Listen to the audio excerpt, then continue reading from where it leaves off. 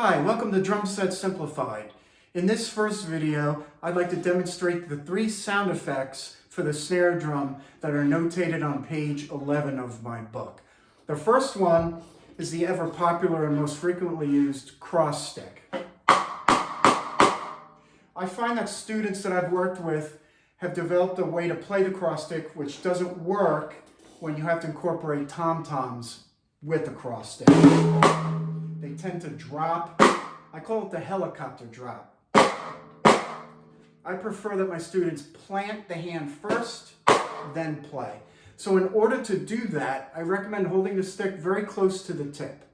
This way, when we plant on the snare drum, the tip of the stick and the base of your hand can plant at the same time, sticks up in the air, ready to go. There's your cross stick. And don't settle for a low-pitch sound. Slide it around and find the sweet spot. And the thickness and models of sticks will create different sounds also. 2 ways you can hold the stick for the cross stick. One is rely mostly on the pitch between the thumb and the index, and you can let the other fingers off the stick. Again, pivoting on the tip of the stick. Or you could do what I call a clave approach, where you have all the tips of your fingers touching on the side, again, clearing the way for the wood to make it to the rim. The second sound effect on page 11 is called a stick shot. And that's where the tip of the stick hits the drum head at the same time as the shaft of the stick striking the rim to create a much fuller, beefier sound. Much more aggressive.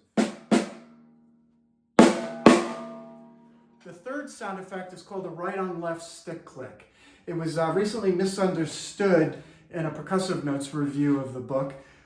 There is a diagram on page 11 that shows that the butt end of the stick is held up high, kind of like that, and the tip is placed on the drum head.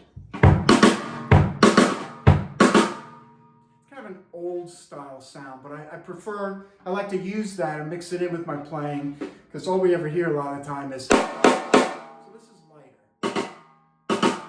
So good luck and have fun with these sounds.